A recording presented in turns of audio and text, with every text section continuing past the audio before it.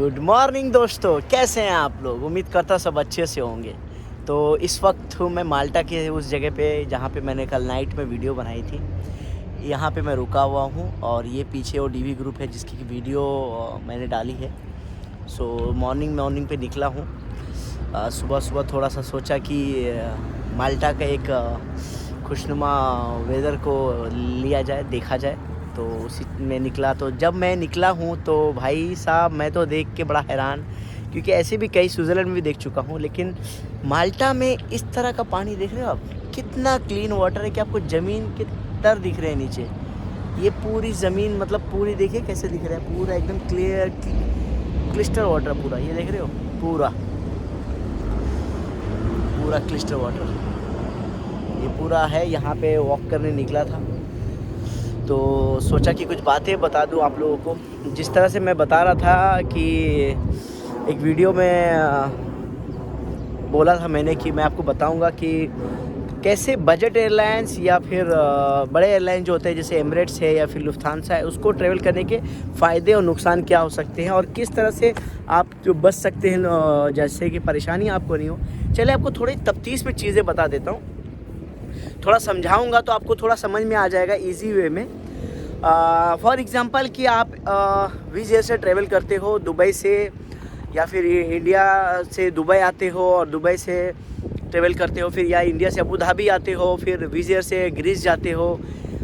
थोड़े से डिटेल में समझाता हूँ। फॉर एग्ज़ाम्पल आप न्यू दिल्ली से दुबई आए, फिर आपने वहाँ से विज़ एयर लिया, जो लोग आजकल यूज़ कर रहे हैं। विज़ एयर से आप कतानिया चले गए इटली, जो कि आपको रात को 1:30 बजे छोड़ती है और फिर दोपहर के 12 बजे तक फिर दूसरी फ़्लाइट होती है जो माल्टा एयर माल्टा आपको यहाँ लेके जाती है। ठीक है, तो ये सारे सिचुएशन में आप समझ लो कि कम से कम आपका 24 घंटा चला जाता है। उस 24 घंटे में आपको जैसे इंडिया से जो फ़्लाइट लेते हो आप सादा लेते हो, उसमें आपको खाना पीना मिलता नहीं है। फिर आप जब एयरपोर्ट पर रुकते हो तो वहाँ खाना खर्चा हो जाता है। उसके बाद अगर आप कोई हॉस्टल लेते हो जैसे मतलब इटाली के कैतानिया में, तो फिर खर्चा हो जाता है, खाना पीने में खर्चा होता है, बॉडी थोड़ी सुस्त हो जाती है, फिर हम उतने एक्टिव नहीं हो पाते हैं। शरीर के हिसाब से भी दिया जाए तो नुकसान है। अब बात करते हैं अबू धाबी से। अभी अबू धाबी से अगर बात किया जाए तो लोग जो ट्रैवल करते हैं फिर वो ग्रीस आते हैं, एथेंस, जिसे मैंने किया है एथेंस के जरिए। फिर उसके बाद आप ट्रैवल करते हो, वहाँ पे रात भर 12 घंटा रुक के बेंच पे आपको सोना पड़ता है, क्योंकि जिस तरह से मैं सिटी में जाके मैं रह पाया, क्योंकि मुझे मीटिंग करना था और मेरा काम ही यही है। लेकिन हर आदमी जो नौकरी करना चाहता है अपना पैसा बचाता है और एयरपोर्ट पे सो जाता है बाहर के एरिया में, क्योंकि अंदर अलाउड आपको नहीं होता है। क्योंकि यहाँ पे यूरोप में एक सिस्टम है कि नाइट में हमेशा बंद रहता है एयरपोर्ट। ठीक है, तो आपका कोई बेनिफिट नहीं हो, रात भर आपको जागना पड़ता है एक बेंच पे। उसके बाद आप ट्रैवल करते हो माल्टा, फिर माल्टा में सारे प्रोसेस होते हैं। तो ये सारे जो मैंने कैलकुलेट किए हैं, जो वैल्यूज़ को मैंने ध्यान से देखा है, इस सारे दुबई के हिसाब से पहले बताऊंगा, इस सारे वैल्यूशंस में ज़्यादा कोई फ़र्क नहीं मिला। फॉर एग्ज़ाम्पल जो मैंने टिकट निकाली, या जो मैंने एथेंस में पैसा दिया, या जो मैंने टैक्सी का पैसा दिया, या वापस आने के भी बाद टैक्सी पैसा दिया, सुपरमार्केट में मैंने चीज़ें खरीदी, एक कैलकुलेशन से समझाता हूँ। मैंने टिकट लिया करीब 500 दिरहम का, जो कि अबू धाबी से ग्रीस के लिए था। अबू धाबी तक आने के लिए कम से कम मुझे 50 से 70 दिरहम खर्चा हो गया। ये हो गया 550-600 के आसपास। उसके बाद मैंने एयरपोर्ट पे तो मेरा चलो भाई क्रेडिट कार्ड था, तो मैंने यूज़ कर लिया, अपना लाउंज फ्री खाना खा लिया। फिर मैंने कुछ चिप्स लिया, 10-20 दिरहम को हो गया। ये सब मिला के हो गया 600 रुपया। अब उसके बाद जब मैं एथेन उतरा तो वहाँ से मैंने टैक्सी किया, टैक्सी का 15 यूरो और आने का 15 यूरो, मतलब रात में जब गया और सुबह जब आया 30 यूरो। 30 यूरो का मतलब होता है कम से कम 120 दिरहम, मतलब 150 दिरहम पकड़ो, मतलब 750 दिरहम।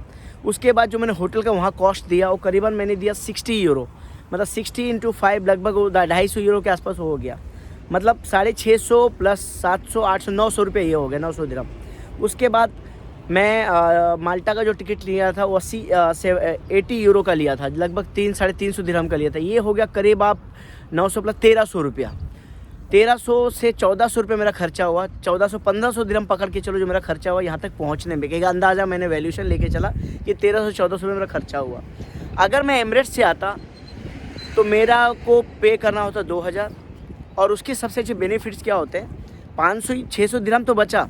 लेकिन आप देखो शरीर कितनी थक गई, क्योंकि दुबई से अबू धाबी आपको ट्रैवल करना पड़ा, क्योंकि आप दुबई में रहते हो। अबू धाबी वाले के लिए चलो ईजी है, उनके लिए भी ईजी नहीं है, क्योंकि मोस्टली उनको टैक्सी का पैसा देना होता है, सब तो कैलकुलेशन सेम ही पड़ता है। तो मैंने किया, फिर शरीर की थकान देखो कि आपको सुकून नहीं मिला। विज़ एयर में इतना कंफर्टेबल सीट नहीं होती कि आप आराम से बैठ सकते हो, जिस वीडियो में आपने देखा ना, इतना कंफर्टेबल सीट नहीं होता, सुकून नहीं मिलता, टीवी नहीं होता, एंटरटेनमेंट नहीं होता, परेशानियाँ हो जाती है। तो ये एक लॉस वैल्यू में पकड़ लो।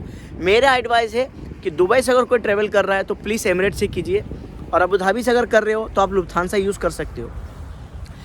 अब बात करते हैं बड़े एयरलाइंस के, एमिरेट्स के बारे में। एमिरेट्स की खासियत, ऑनलाइन चेक इन हो गया, आप सिर्फ 1-2 घंटा पहले चले जाओ, क्योंकि अब सब रूल्स बंद हो चुके हैं, पैट PCR ये सब के सब रूल्स बंद हो चुके हैं।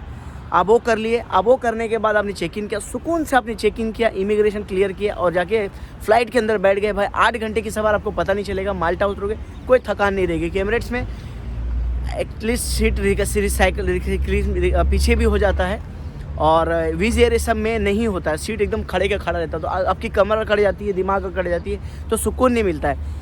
तो जहाँ पे हम इतना पैसा खर्चा कर सकते हैं, तो 700-800 दिरहम, 600 से 500 दिरहम, मतलब 10-12 हज़ार बचाने के चक्कर में हम ये मैंने सिर्फ पर्सनल एक्सपीरियंस के लिए ट्रैवल किया था, कि मैं देखना चाहता था। दूसरा, जिस तरह से उन्होंने मुझे बताया था, वीडियो मैंने बताया था कि फ़र्स्ट टाइम ट्रैवलर को ट्रैवल भी नहीं करने देते, फिर वहाँ पे भी आप नुकसान झेल पाते हो। किसी किसी को ट्रैवल करने देते तो अलग बात है। तो मेरा एडवाइस सबसे अच्छा है कि आप प्लीज़ एमिरेट्स और या इतिहाद से ट्रैवल कीजिए, और कोशिश कीजिए कि अगर आप अबू धाबी से या इंडिया से ट्रैवल कर रहे हो तो इंडिया से लुफ्थांसा ले लो, या आपको एक और ट्रिक्स बताता हूँ, आप विस्तारा ले लो। विस्तारा जो अगर लुफ्थांसा बहुत महंगा है, कभी कभी 1.5 लाख का दिखाता है, तो मत कीजिए। आप विस्तारा लीजिए न्यू दिल्ली से, जो कि शाम को 6:30 बजे छोड़ती है, पेरिस चार्ली द गॉल जो CDG एयरपोर्ट है वहाँ पे। फिर वहाँ से आप कोई भी जाके लॉन्ज में रुक जाओ, सस्ते में 25-30 यूरो का भी मिल जाएगा।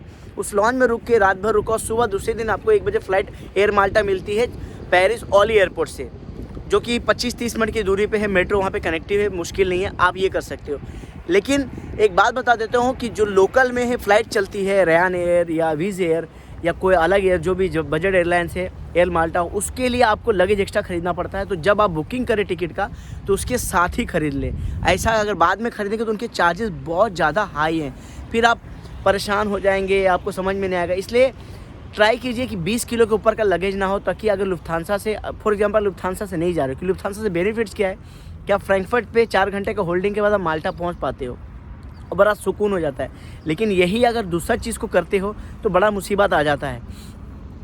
तो लुफ्थांसा हो, KLM हो, और ऐसी कोई फ़्लाइट जैसे तुर्कीज़ भी हो। अच्छा, तुर्कीज़ का एक मैटर था जिस मैंने आपको बताया था, उस बंदे के साथ जो हुआ, उसको तो फिर वापस जाने दिया। मैंने वीडियो में बताया था आपको कि मैं बताऊंगा कतर वाले के साथ क्या हुआ था।